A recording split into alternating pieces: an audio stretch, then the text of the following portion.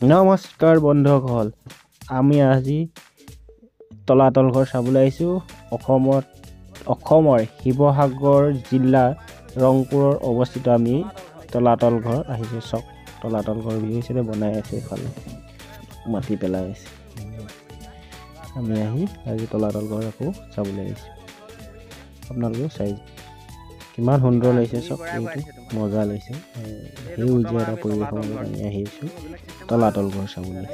তলাতল ঘৰ আহোম স্বৰ্গীয় দেউ ৰাজেশ্বৰ সিংহৰ দিনত বনাইছিল। 1751 খ্ৰীষ্টাব্দত বনাইছিল আৰু প্ৰায় 18 বছৰৰ পিছত এইটো আপোনাৰ তলাতল ঘৰটো সম্পূৰ্ণ হৈছিল। এয়া চাওক, আমি তলাতল ঘৰ একেবাৰে ওপৰৰ ভাগলৈ উঠিছোঁ। আমি প্ৰথম একেবাৰে ওপৰলৈকে উঠি চাইছোঁ আমি। এইটো একেবাৰে হ'ল ওপৰৰ ভাগ। তলাতল ঘৰ আপোনাৰ সাতটা মহল আছিল। তলত 4 মহল থাকিলে, এই একেবাৰে ওপৰৰ মহল ভাগ আছিলে। এইটো চক ওপৰৰ মহল। কিবা গাত আছে, আমি নাজানো বাৰু গাত কি কথা, কিন্তু আমি একেবাৰে তলাতল ঘৰ ওপৰৰ মহলত আছোঁ। কিন্তু বৰ্তমান এতিয়া আমি 4টা মহলে চাব পাৰিম। তলত 3টা মহল ইতিমধ্যে বন্ধ কৰি থৈ দিছে। এয়া আমি 4 মহল ভাগত আছোঁ। আপোনাৰ ধৰিছোঁ 4 মহলত আছোঁ বুলি ভাবিছোঁ। একেবাৰে ধৰি লওক লাগি থকা মাটিত লাগি থকা মহল। তাৰ তলত 3 মহল আছে বুলি কয়। চক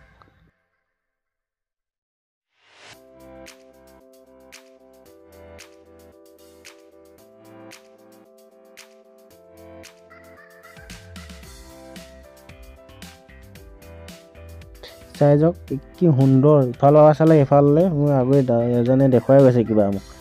ইফালৰ পৰা গ'লে সিফালে আপোনাৰ দৰ্জা থকা লিখীয়া কি কয় শেষ হোৱা লিখীয়া লাগে, কিন্তু আকৌ এটা ৰাস্তা ওলাইগৈ। চাই যাওক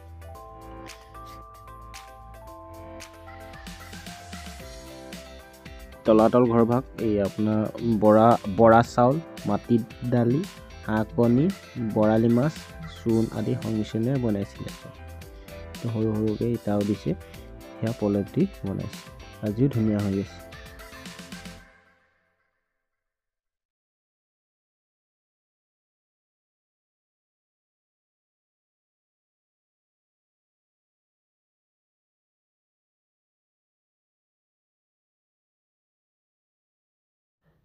আমি এতিয়া এইটো আপোনাৰ 8কোণীয়া ৰুমটো পাইছোঁহি।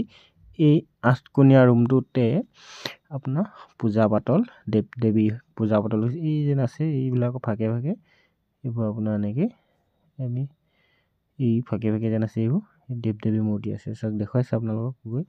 এইবোৰ আপোনালোকে ভালধৰণে ধৰিব পৰা নাই। আমি এতিয়া এইটো এনেকৈ কিবা ভাচাৰি আছে, তাতে দেৱ দেৱী পূজা কৰিছিল।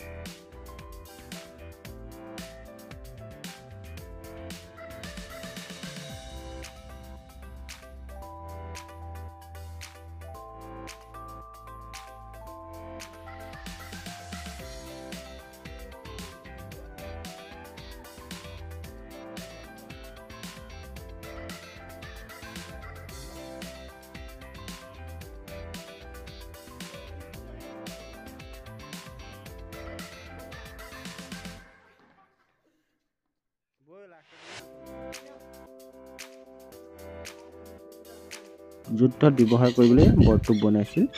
এটা হ'ল বৰটোপ, তাৰপৰা যিটো ডাঙৰ দেখিছে সেইটো বহি খোৱা ফুকন বৰটোপ, আৰু সৰুটো থকাটো কিবা ভাষা এটা লিখাই আছে, ৰুদ্ৰসিংহৰ ৰাজত্বকালৰ বৰটোপ।